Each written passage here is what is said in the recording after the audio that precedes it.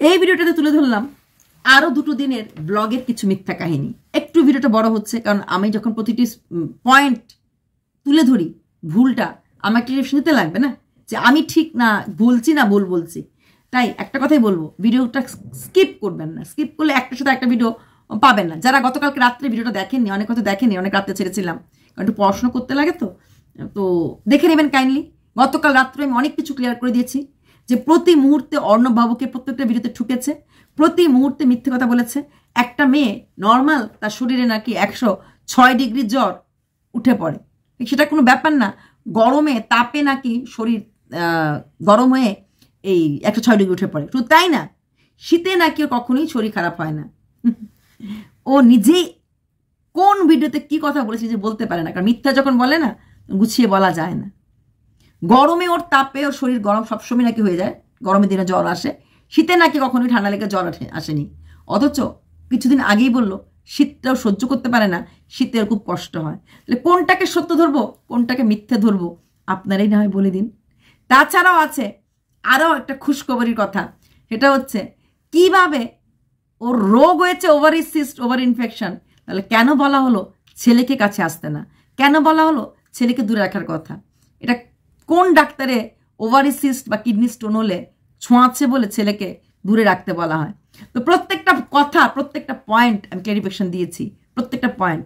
Please please please dear, ভিডিওটা পুরোটা দেখো, বড় হলো পুরোটা শুনে নিও। Like, share and subscribe.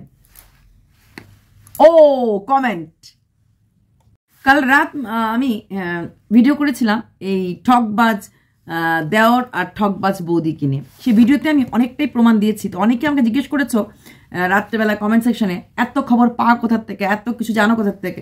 আমি কোনো কথাই মন গড়া কাহিনী বলি না, বা কোনো কথাই আমি বলি না যেটা ফ্যাক্ট না। ওদের প্রত্যেকটা ভিডিও দেখলে পরে সে ভিডিও থেকে ভিডিও কথাগুলি বলেছি। যে মেয়ে বারবার লোককে বোঝাচ্ছিল যে ও ফ্ল্যাট নিজে কিনেছে, কলকাতা ফ্ল্যাট ওর টাকায় কেনা, সেই মেয়েটা তার ছেলেটার চশমা নিয়ে বলল চশমা কিনে দেওয়ার ক্ষমতা ছিল না, কারণ তখন সে রোজগার করতো না। আর পাশের মানুষটা সেরকম ছিল না, পাশের মানুষটা মানে ওর হাজব্যান্ড। তারপরে একদিকে বলছে চশমা কিনে দিল না, আবার আরেকদিকে বলছে কলকাতায় এত ডাক্তার দেখালাম কেউ বললো না চশমা কিনে দেওয়ার কথা। কি অবস্থা চশমা নেওয়ার কথা, কি অদ্ভুত! মানে ডাক্তার, হসপিটাল, কেএফসি সব খারাপ, সব খারাপ। হ্যাঁ, এমন কোনো জিনিস মানে ব্যাপার নাই যেখানে ওরা খুঁত ধরেনি, বা ওরা বলাটা ভুল, মেইন খুঁত রেইন সবাইকে ধরে গেছে।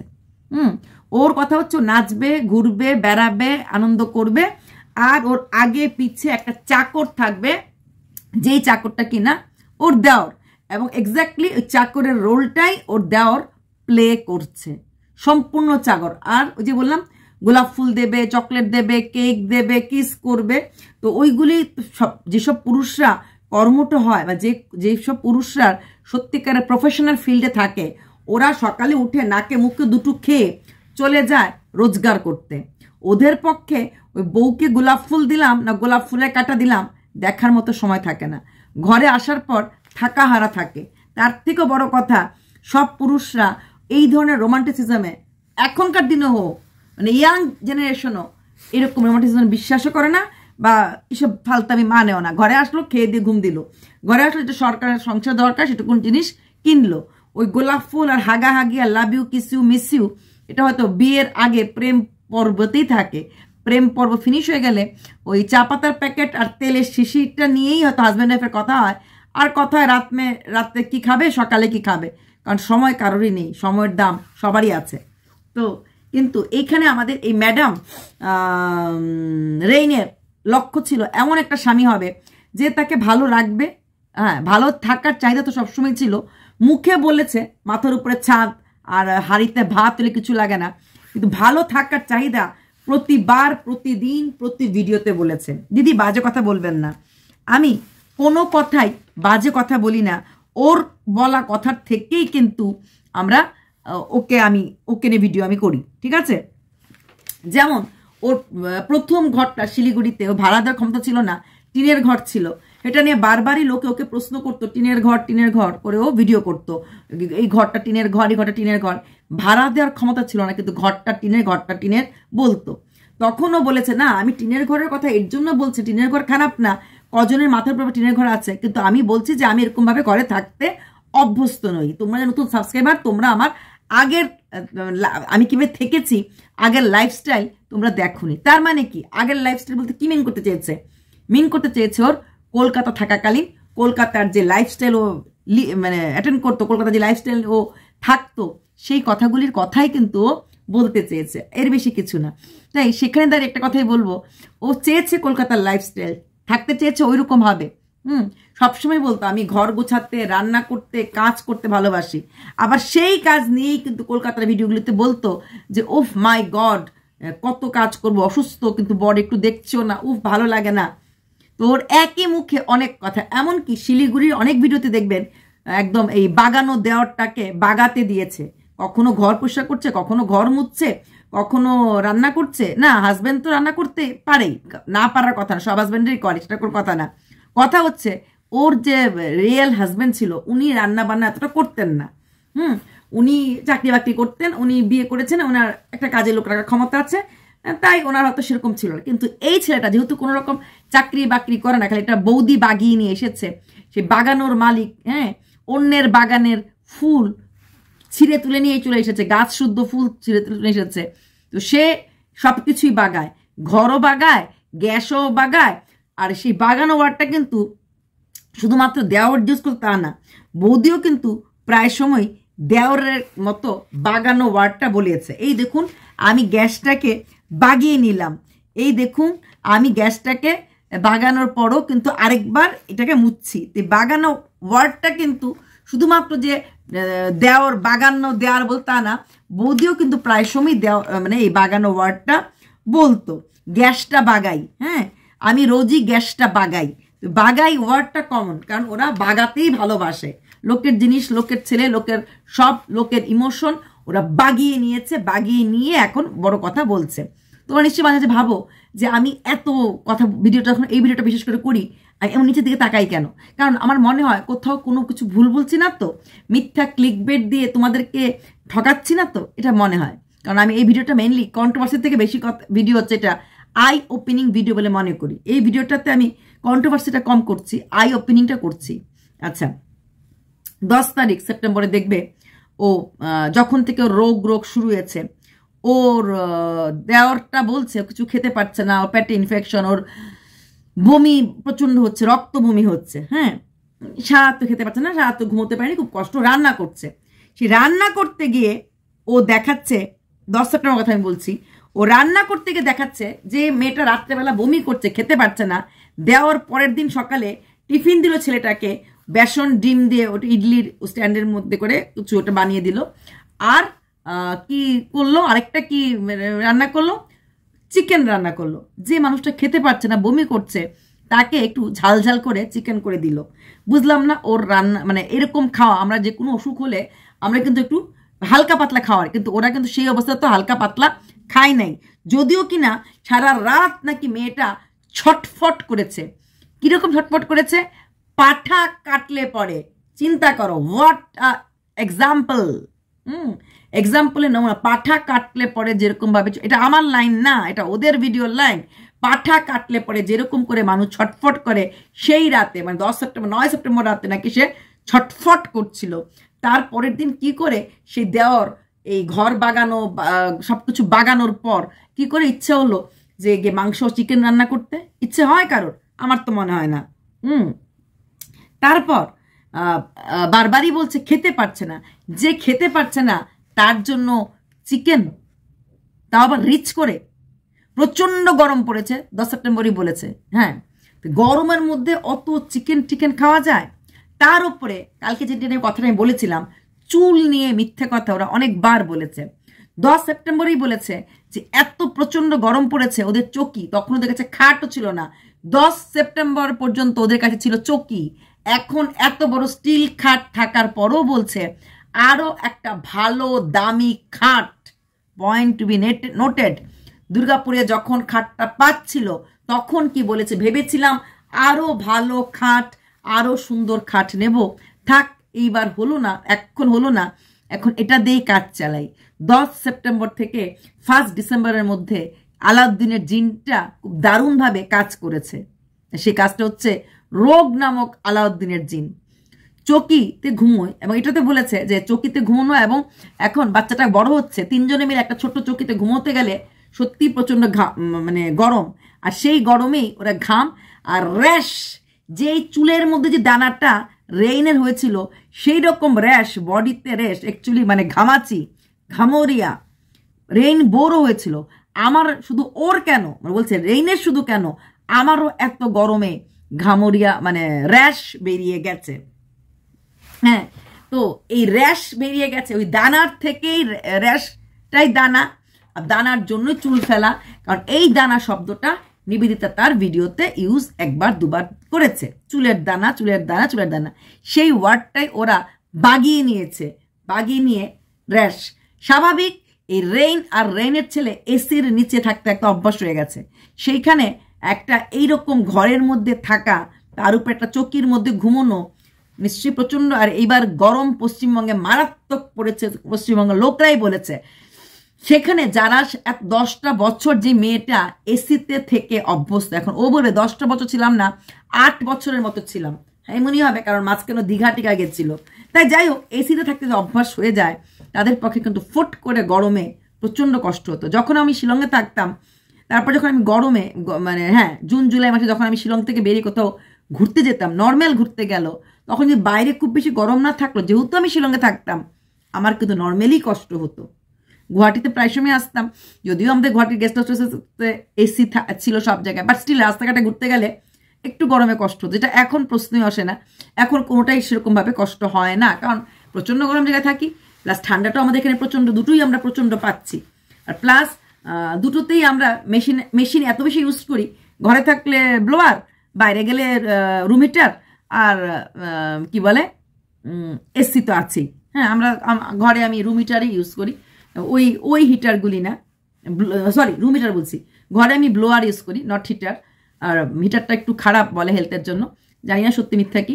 আর বাইরে তো হিটার মানুষ ইউজ বেশি করে, তো আমরা ব্লোয়ার ইউজ করি। ঠান্ডাতে room totally half an hour 1 ঘন্টা পর চালিয়ে দিচ্ছি, ঘর একদম গরম হয়ে যাচ্ছে। তো সেখানে ওর পক্ষে সে র্যাশ বেরোনোটাই স্বাভাবিক ছিল। তাছাড়া তখন ও স্টিল খাটটা তখন তো ভাবতেই পারিনি, তাই চকিতেই ঘুমোতে হতো। আচ্ছা, 10 সেপ্টেম্বরের ভিডিওতেই কিন্তু আমাদের রেইন বলেছিল যে আমার আর শিলিগুড়িতে থাকতে ভালো লাগছে না, আমি আর শিলিগুড়িতে থাকতে চাই না। ডিসেম্বরে দুর্গাপুরে আসাটা যে অনেক দিন আগের প্ল্যান ছিল, বারবার বলেছি, কিন্তু ডেট দিয়ে দিয়ে দিয়ে দিয়ে বলতে গেলে অনেকটা সময় লাগে। আর এই সময়টার জন্য তখন আমার হিন্দি ভিডিওগুলি আমি ছাড়তে পারছি না। 10 সেপ্টেম্বরে পরিষ্কার বলে দিয়েছিল, হ্যাঁ, যে অনেক কথা বলেছে, ঘেটে গ করেছে, বাচ্চাটা যে হসপিটালে থাকতে ভালো হতো, হসপিটালে নাই, হ্যাঁ, কি হতে যে কি হয়ে গেল, কিভাবে কি হয়ে গেল, অনেক ব্লা ব্লা বলেছে। বাট এটা মূল লাইন বলেছিল শিলিগুড়ি থাকতে আর ভালো লাগছে না। তাই রোগের ইন্টেন্সিটিটা এইভাবে দেখিয়ে মা বাবাকে মানানো হলো। মা বাবা কি আর থাকতে পারে রে? মেয়ে যখন মৃত্যুর সাথে লড়ে, মা বাবা আসলো, দুর্গাপুরে যাওয়ার রাস্তাটা স্মুথ হয়ে গেল। তারপর শুধু এটা না, একটা ভালো কথা 10 তারিখে ভিডিওটা ইম্পর্টেন্ট ছিল, এইরকম একটা স্টেজে ধরা পড়েছে, পয়েন্ট টু বি নোটেড, প্রত্যেকটা কথাতে এইরকম একটা স্টেজ শব্দটা আমরা ক্যান্সারের ক্ষেত্রেই মোটামুটি ইউজ করি, যে 3rd stage, 1st stage, 2nd stage, ভেবে দেখুন একবার। তো 4th স্টেজ, তো এমন একটা স্টেজ ওই ইউজ করে, তার মধ্যে বলছে মুখে রক্ত বমি, তারপরে বলছে কি হতে যে কি হয়ে গেল, হ্যাঁ, প্রচুর ব্যথা, কিন্তু পেটে প্রচন্ড ব্যথা, ডাক্তার বলেছে ব্যথা হলে ওষুধ, মানে ওষুধটা ভালো না, ব্যথা হলে খেতে, ব্যথার জন্য ওষুধ খেতে বলেছে। কিন্তু আমাদেরকে রোগটা কি বলেছে, ওর পেটে ইনফেকশন আছে, তাহলে কি পেটের ইনফেকশন থেকে মুখ দিয়ে রক্ত বমি। যে রোগগুলোর কথা মেয়েটা বলেছিল তার চ্যানেলে, সেটা ছিল কি রোগের নাম ছিল, ওভারিতে সিস্ট, ওভারিতে ইনফেকশন, কিডনি স্টোন। এই রোগগুলি কোনোদিনই কিন্তু ছোঁয়াচে হয় না। তারপরে কেন বললো, ডাক্তাররা বলেছে ছেলেটাকে ওর থেকে একটু দূরে রাখতে, খুব যেন গা ঘেঁষাঘেঁষি না করে। যদিও ভিডিওর সামনে এসে দেখলাম ছেলেটা বারবারই মার কাছে, বাচ্চা তো মার কাছে আসবেই, তোমরা একটু প্রে করো মা যেন ভালো হয়ে যায়, মার খুব কষ্ট হচ্ছে, মার খুব কান্নাকাটি করছে। তাহলে রোগ যদি ওভারিতে সিস্ট, ওভারিতে ইনফেকশন, কিডনি স্টোন, এই রোগগুলি কোনোদিনই আমরা জানি ছোঁয়াচ্ছে না। তাহলে কি এমন রোগ ছিল যেটাতে ওকে ডাক্তাররা বলছে ছেলেটাকে দূরে রাখতে? যদি সেটা দূরে ছিল না, কারণ খাট তো একটাই, এক খাটে ঘুমানো, মা রান্না করা, খাটের মধ্যে ছেলে খেলছে, দূরে কোথায় ছেলে রইল? থাকার প্রশ্ন আসে না, আবার দূরে থাকার জায়গাও তো নেই, খাট তো একটা। তাহলে একটা খাটের মধ্যে শুয়ে কি দূরে থাকা যায় বা দূরে রাখা যায়? এটা একটা বিশাল বড় প্রশ্ন, তাই না? এটা আমারও প্রশ্ন। ও বলল ডাক্তার আমাদেরকে না করেছে, তাহলে ডাক্তার যদি না করে থাকে তাহলে খাটটা এক খাটে কি করে ঘুমলো? আচ্ছা, তারপর আমরা দেখেছি ওর নিজের মা, সৎ মা তো না, নিজের মা, না রেইনের মা এক ঠালায় ভাত মাকে দুজনকে খাই দিচ্ছে। তোমরা এখানে অনেকেই বলেছ যে ওর হয়তো টিবি হয়েছিল, কারণ গলা দিয়ে রক্ত আসছিল এবং ডাক্তাররা বলেছে ওকে বাচ্চাটাকে দূরে রাখতে। টিবি হতেই পারে, টিবির থেকেও পেইন হয়, হ্যাঁ টিবিতে পেইন, বাট টিবির শব্দটা কিন্তু ও কোনো জায়গায় বলেনি। বা রোগটা নিয়েও যে বমিটা করেছে, রক্তটা চোখের রক্ত দেখিয়েছে, কিন্তু সেই রকম বমির রক্ত নিয়ে বেশি কিছু বলেনি, খালি মুখেই বলেছে। গলার রক্ত, মুখের রক্ত, সব রক্ত সরে গিয়ে রক্তটা চলে এসেছিল চোখ ফেটে। তারপর নিজেই বলেছে হসপিটালে ভর্তি হওয়ার কারণ যেটা আমরা জানি সেটা হচ্ছিল ওর ইনফেকশন। হ্যাঁ, ইনফেকশন থেকে ব্যথা হচ্ছে, একবার দেখিয়েছিল গলাতে ইঞ্জেকশন দিয়েছিল, তারপর দেখালো ওই কি প্রেগনেন্সি নিয়ে উল্টো পাল্টা। তোমরা অনেকে বলছো দিদি হতে পারে মেবি প্রেগনেন্সিটা ওটা করেছে, আমি ওয়ার্ডটা এখানে বলতে নেই, আমাদের ইউটিউবের অনেক নিয়ম আছে গাইডলাইনে, হয়তো বা ওটা করেছে বা টিবি। তো প্রেগনেন্সি যদি ওইটা করে থাকলে তো বাচ্চাকে দূরে থাকতে বলবে না। হ্যাঁ, এখন বাচ্চা জাম্প দিল, ওই সময়টা তো নাড়িটা আমাদের কাছে থাকে, তো ওই রকম ভাবে দূরে, কিন্তু বাচ্চা জাম্প টাম দেওয়ার মতো বাচ্চা, ওরাই বলেছে ওদের বাচ্চাকে কিছু বললে বাচ্চা শোনে বা বোঝে। তো বাচ্চা তো ছোঁয়াছি ব্যাপারটা তো ছিলই, তাহলে কি ধরে নেব টিবি হয়েছিল? টিবি হলে তো 6 মাস লাগে, তাহলে August, September, October, November, December, January, February. তো এই ব্যাপারটা কিন্তু ক্লিয়ার, একবারও কোনো জায়গাতে ভিডিওতে বলেনি ওর টিবি হয়েছে। সিস্টের কথা বলেছে, ইনফেকশনের কথা বলেছে, কিডনি স্টোনের কথা। পেইন কিডনি স্টোনের থেকে মারাত্মক পেইন হয়। কিডনির স্টোন, গলব্লাডার স্টোন, এসব স্টোনে যাদের স্টোনের রোগী আমরা জানি প্রচন্ড পেইন হচ্ছে, কিন্তু এই রোগগুলি থেকে বাচ্চারা দূরে থাকতে কেউ বলবে না। ওদের একটা কথার সাথে আরেকটা কথার কোনো জায়গাতে আমি মিল পাইনি। তারপর একটা কথা বলছে কি থেকে যে কি হয়ে গেল, শিলিগুড়িতে আসার আগে বা শিলিগুড়িতে এই অসুখটা হওয়ার আগে আমি জীবনে কোনোদিনও এত বড় অসুখে বা এরকম অসুখে আমি ভুগিনি। কলকাতা থাকতে আমার মাঝে মাঝে হিমোগ্লোবিনটা কমে যেত, হিমোগ্লোবিনে কমানোর জন্য আমি অসুস্থ হতাম, কিন্তু এত বড় রোগে ভুগিনি। বা ছেলে চিরকাল মাকে স্ট্রং দেখে এসেছে, মা কখনো নুয়ে পড়েছে, মা কখনো বসে পড়েছে, ছেলে দেখেনি, তাই ছেলে ভেঙে পড়ছে। সেপ্টেম্বরের কথা। তাহলে সেই মেয়েটাই বলেছে কলকাতাতে থাকতে তাকে 3বার রডের বাড়ি মারা হয়েছে এবং তার জন্য সে ফর্টিসে ভর্তি হয়েছিল এবং তার ইয়াদদাস চলে গেছিল। তো যেই ছেলেটা মা ইয়াদদাস চলে যায় এবং ফর্টিসে হসপিটালে ভর্তি হয়েছে, কি করে বাচ্চাটা চিরকাল জন্মের পর থেকে মাকে স্ট্রং দেখলো? আর কি করে তার এত বড় অসুখ হলো না? সে তো নিজেই বলেছে ফর্টিসে ভর্তি হওয়ার পর যে ওষুধ ইঞ্জেকশন দেওয়া হয়েছে, সেই ইঞ্জেকশন, সেই ওষুধগুলি ভুল দেওয়া হয়েছিল। তার মানে তার তো ওষুধটা ভালো রকম ওষুধ ছিল না, ওষুধ বলে ভুল হবে, ব্লাড ক্লট ছিল তা আমার মাথায়। তাহলে তো অসুস্থ থাকার কথা ছিল, কিন্তু নিজেই বলল যেই বাড়িতে এত মানে মানসিক অশান্তিতে ছিল, মানসিক অসুখে ছিল, হ্যাঁ নিজেই বলেছে যে আমি কলকাতা থাকতে কোনোদিন এরকম অসুস্থ হইনি, শারীরিক অসুস্থ হয়নি, মানসিক দিকে অসুস্থ ছিল।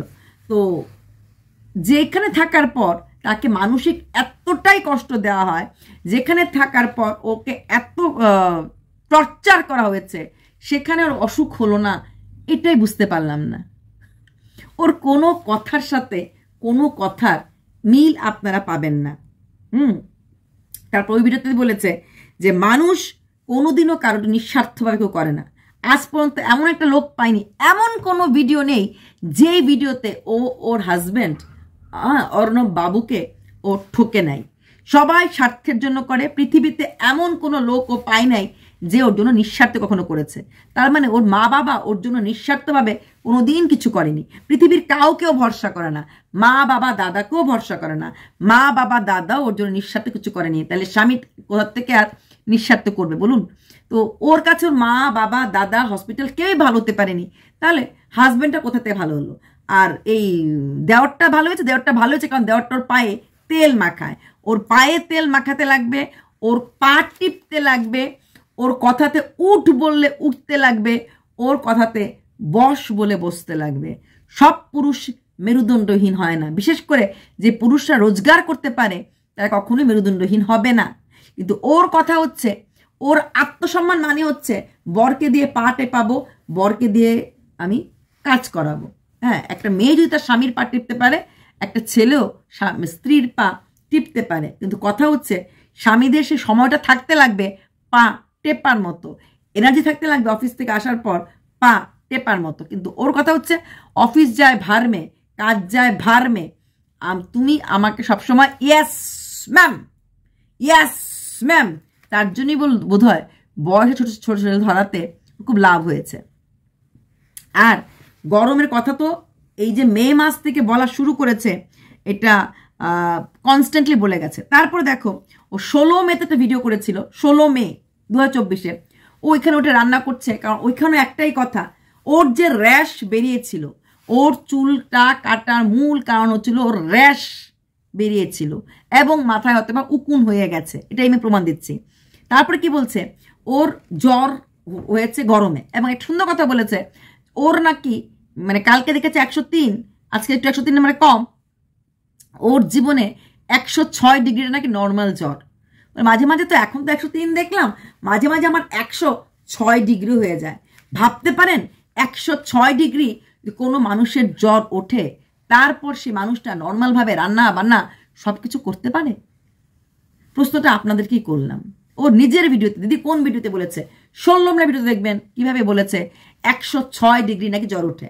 তারপর ওর যে মিথ্যে কথা বলে এবং মনে রাখতে পারে না, ওর নাকি কখনোই শীতকালে ঠান্ডা লেগে জ্বর ওঠে না। আর এই যে জ্বরটা টেম্পারেচারটা হাই হয়, এটা টেম্পারেচারটা হাই হয় না, গরমের তাপে, দেখুন সত্যি কথা, গরমের তাপে ওর শরীরটা গরম হয়ে যায়, আর সেই গরম থেকে ওর বডি টেম্পারেচার এটা হয়। অথচ পরের দিন ক্লাউড কিচেন করতে গিয়ে একদিনও বলেছিল 106 ডিগ্রি জ্বর নিয়ে আমি ক্লাউড কিচেন করছি। প্রতিটি স্টেপে ও মিথ্যে কথা বলতে অভ্যস্ত। গরমের তাপে সানলাইটের হিটে ওর শরীরটা কারণ যখন মে মাস ছিল, মে মাসে থাকতো না টিনের ঘরে, উপরটা টিন ছিল, সাইডগুলি ওয়াল ছিল। পরে তো ঘর চেঞ্জ করেই ফেললো, আমরা জানি জুন জুলাইতে বোধহয় ওরা ঘর চেঞ্জ করে ফেলেছিল। হ্যাঁ, তো তাই না, ও বারবার বলছিল যে এই গরমের কিরকম কষ্ট পাবলিকরা বলছিল, কারণ বললাম না ও লাইফস্টাইল চাইছিল কলকাতার মতো। হ্যাঁ, এসি থাকবে, সব থাকবে, আর সঙ্গে থাকবে একটা এমন বর সব ধরনের সুখ দেবে, শারীরিক মানসিক আর্থিক, সবচেয়ে বেশি দেবে পা টিপার সুখ, সারাক্ষণ কনস্ট্যান্ট, আগে পিছে ডোলতা রাহু ভমরকে তারা। আচ্ছা, ও সোজা কথা বলেছে, জীবন মানে হচ্ছে ভালো থাকা, ভালো খাওয়া, আর ওটা আমি বলছি প্রেম করবো, ভালো থাকবো, ভালো খাবো, হ্যাঁ, আর প্রেম করবো। এই লাইনটা আমার, প্রেম করবো লাইনটা আমার, এটা হচ্ছে ওর জীবনের প্রতি মোটিভেশনাল ভিডিও। সেই ভালো থাকা আর ভালো খাওয়ার জন্যই বোধ হয় ও এইভাবে উঠে এরকম ভিডিওগুলি করতে রাজি হয়েছে বা করেছে। যার 103 ডিগ্রি জ্বর, সে ঘুম থেকে তার বর আর ছেলে ঘুমোচ্ছে, তার মাঝেও মুগ ডাল দিয়ে, মাছের মাথা, চিংড়ি মাছের মাথা দিয়ে, লাউ দিয়ে, তারপরে কি গুগলি বলে বোধ হয় না, ওইগুলিকে গুগলি রান্না সব কিছু করে ফেলেছে। কিন্তু ওর নাকি জ্বর 103 ডিগ্রি। তারপরে নাকি ওর নাকি, ও হ্যাঁ ভুলে গেছি, চিংড়ি মাছের বড়াও বোধহয় করেছিল। হ্যাঁ, চিংড়ি মাছ বেসন দিয়ে বোধহয় বড়াও করেছিল, না চিংড়ি মাছের বড়া করেছিল, না সরি চিংড়ি মাছের বড়া না, পেঁয়াজের পাকোড়া করেছিল। সকালে ব্রেকফাস্ট মুড়ি আর পেঁয়াজ পাকোড়া করবে, খাবে। তো সেইগুলি করার পর ও ঘুমিয়ে পড়েছে, কারণ সারা রাত্র ঘুম হয়নি। সারা রাত্র ঘুম না হওয়ার কারণ একটাই, 3 জনে একটা ছোট চৌকিতে ঘুমলে পরে সাফোকেশনের ব্যাপারটা আছে। ওর আরামে থাকতে থাকতে ওর বডি আরামটাই পেয়েছে। বিগত 8 বছর ধরে যে সুখ খেয়েছিল, সেই সুখটা 2024-এর মে জুন মাসে পাই নাই। তাই সেই সুখের জন্যই ও এই গরম ঘুমোতে পারছিল না, কষ্টতে বেশি এই গরমে ঘুমাতে পারছিল না। আর এই তখন মে মাসে গরমে ওরা কিন্তু টিনের ঘরে ছিল, আর টিনের ঘরে থাকাকালীনই র্যাশ চুলে হয়েছিল। শুধুমাত্র ওর হয় নাই, ওর একমাত্র ওয়ান অ্যান্ড অনলি বাগানো দেওয়ারও হয়েছিল। হ্যাঁ, কিন্তু ওই যে বললাম চুলটা কাটলে পরে ওর ভিউজটা অনেকটা আপ হবে, আর সে আপের রাস্তাটাই ও ধরেছে। কারণ বুঝতে পারে যখন থেকে ও অসুস্থ বলতে শুরু করেছে তখন থেকে পাবলিক ওর আগে পেছে ঢুলতে শুরু করে গেছে। একটা সুন্দর কথা বলেছে ও, কে নাকি ওকে কমেন্ট করছে তখনই মে মাসেই, সমাজ নাকি ওর জন্য নষ্ট হচ্ছে। ও বলেছে না, সমাজ আমার জন্য নষ্ট হচ্ছে না। দিদি কোন ভিডিওতে? বারবার বলছি মে মাসের ভিডিও। সমাজ ওর জন্য নষ্ট হয়নি, সমাজ নষ্ট হচ্ছে সেই সব লোকদের জন্য যারা মানুষকে ভালোভাবে, মানে যার সাথে প্রেম করে তার সাথে বিয়ে হতে দেয় না। কারণ ও বারবার বলছে একটা কথা, ওর ভিডিও আছে, ও নাকি রেজিস্ট্রেড ম্যারেজ করেছে। আমি এটা আগেও বলেছি, ভিডিওটা আমিও দেখেছি। রেজিস্ট্রি ম্যারেজ যদি করে থাকে তাহলে ডিভোর্স না দিয়ে রেজিস্ট্রি ম্যারেজ করাটা সম্পূর্ণভাবে অন্যায়। এখানে তাহলে ওরা আইনটাকে নিয়েও খেলেছে। ও বলেছে আমি লিভিংয়ে মোটেই নেই। সুন্দর কথা বলেছে, আমি যদি লিভিং থাকতাম তাহলে কি আমাদের বাবা মা আমাদের ছেড়ে দিত? বাবা মা আমাদের কিছু বলতো না? হ্যাঁ, বাবা মা কোনদিনও মানতো? তাছাড়া আমার বাড়ির মালিক আমাদের ব্যাপারে পুরোটাই জানে। এইবার বলছি লিভিংয়ে থাকেনি, ওরা বিয়ে করেছে, তারপরেও কিন্তু বাবা মা মানেনি। দুই পক্ষের কোনো পক্ষের বাবা মাই মানেনি। কারণ একটাই, ডিভোর্স না দিয়ে বিয়ে, এবং আগের বর ভালো ছিল, দেওরকে নিয়ে পালিয়ে আসাটা মা বাবার কাছে সত্যি দুই গেলে দুটা থাপ্পড় ছাড়া বা চুনকালি ছাড়া কিছুই বলে আমার মনে হয়নি। প্রেমও করতেই পারতো, বিয়ে করতেই পারতো। মানে বলো না, ডাইনও তো নিজের ঘর থেকে কত 7 ঘর দূরে গিয়ে বোধহয় খায়। তাই ও নিজের স্বামীর বাড়ির কোনো লোককে বিয়ে না করে যদি একটু দূরের লোককে করতো তাহলে তো এতটা হয়তো প্রশ্ন আসতো না। আর সমাজ নিয়ে কথা বলা এই মেয়েটার মুখে মানায়? ও যে বললো সমাজ নষ্ট করছে না, আর যে কথাটা জোর গলায় বললো ওর মা বাবাকে সত্যি মেনে নিয়েছে। রোগ অসুখ যদি না হতো 2024-এ মানতো না। শুধুমাত্র বারবার বলছিল আমি মরে গেলে যেন কেউ খবর নিতে না আসে, আমি ফটো হয়ে গেলে যেন কেউ আমার কাছে না আসে, কেউ আমার খবর না নেয়। ওইসব ভয়ের ভিডিও দেখে মা বাবা এসেছে। মা বাবাকে রীতিমতো একমাত্র ইমোশনাল ব্ল্যাকমেলিং করে আনা হয়েছে। শুধু তাই না, এখানেও এই ভিডিওটা তো আবার অর্ণব বাবু এবং অর্ণব বাবুর প্যারেন্টসদেরকে এবং সঙ্গে ওর একমাত্র বাগানো দেওয়ারের প্যারেন্টসকে ঠোকা হয়েছে।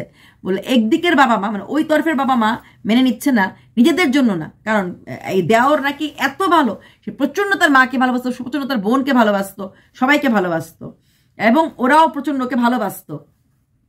কিন্তু ওই যে ওকে, মানে এই রেইনকে যে গ্রহণ করেনি, কারণ একটাই হচ্ছে যে কারোর চাপে পড়ে ওরা রেইনকে গ্রহণ করেনি।